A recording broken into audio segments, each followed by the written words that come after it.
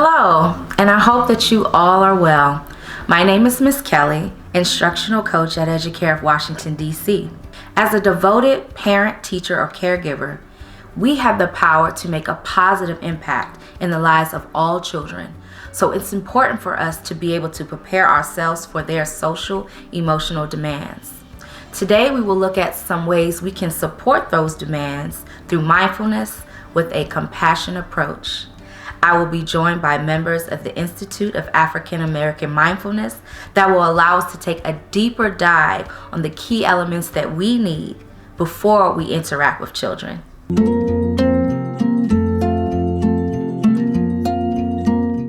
I am here today with our very, very special friends from the Institute of African Mindfulness. We have Miss Camilla and we have Mr. Travis. So my first question for you, Travis and Camilla, is what are some things that teachers, caregivers, or parents need when they have interactions with children? What are some things that are important to think about? One of the things I think that is important for caregivers to consider is their own awareness about how they're feeling. How are you starting your day? How are you feeling before you even leave out of the door? And then once you arrive, how do you feel before you go into the door and begin your day with the youth that you interact with? So what does that look like for the typical caregiver or teacher? I would say one of the things is to just take time to pause. So a check-in can be as little as a few seconds up to 5 or 10 minutes if you have that amount of time. Check in with your breathing. So how does your breathing feel? Is your breathing feeling like it's fast and syncopated? Is your heart rate fast? Is it calm? And then also just doing a check all throughout the body. Do you already have a sense of like, oh my goodness, I have this headache, or there's tension in my neck or my back? And really getting a sense of, what's going on with you before you engage with anyone else. Okay. I would also invite you to consider community as well. So when you're in the morning, checking in with one another, and if there's any needs that can be met by your coworkers or leadership, then those things can be handled as well. As a former teacher and caregiver myself, I know the importance of being responsive to children versus being reactive. Could you speak a little bit about that and how caregivers and teachers can be more responsive? So at first I think we should define the difference between responsive and reactive. When you're responsive, you're deliberate. So you're thinking things through, you're being considerate as you approach the child. When you're reactive, then there's one action meeting another action. And oftentimes that is very rash and it can be harsh. When you're approaching a child, you want to come from a place of compassion. Compassion really supports you in being responsive and not reactive. You're considering what the child may be going through. And as you respond to the child, you're allowing that consideration to lead how you respond to the child. Yeah, sometimes it's something as little as saying, well, why did you do that? Versus, oh, are you okay? Or something like that, just coming from a better place.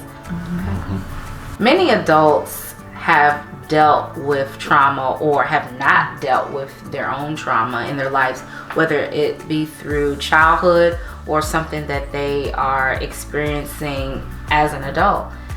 So what are some things that caregivers or teachers or any adult should be mindful of when they interact with children who may have experienced their own trauma? Having some type of support, so whether that is others that they work with, and being able to have that time to resource themselves and support with others, or it could be outside of the workplace as well. But I think community is going to be really important for someone who's experienced trauma.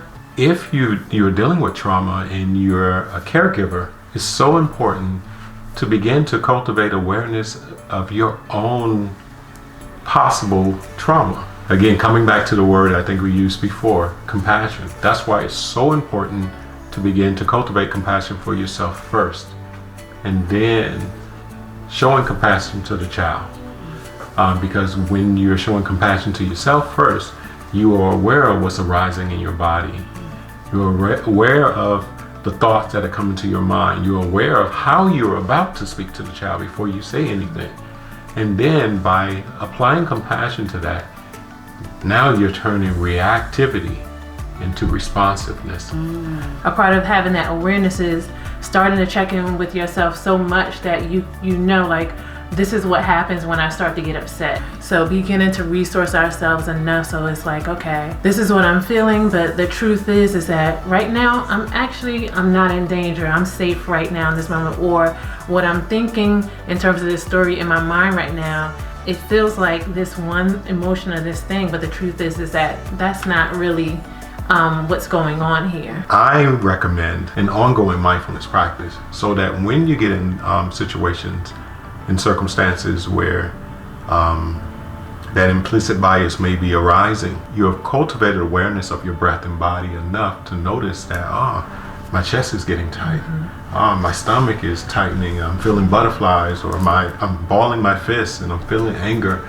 You can name those things and see those things are acts of compassion. Just naming what you're experiencing in the moment is an act of compassion. And it's so important to share these practices with children so that they can begin to understand and how to regulate their own behaviors. It sounds like a circle of healing. Yes, that's exactly what it is. When dealing with children with special needs as a teacher or a caregiver, what are some key things that they can be mindful of, especially when some challenges might arrive in a present moment and they may not always feel equipped enough to navigate that responsive process? One of the things that is important to let the child know is that they have community, that you are there for them, and that the other teachers and other caregivers are there, and the other kids as well. Also let them know that they can do it. Being angry is normal.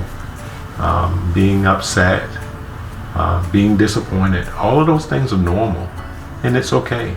Bringing them into the present moment, saying, find your breath, access your breath, just breathe, and then begin breathing with them. The things that you mentioned also are true for the caregiver or the adult.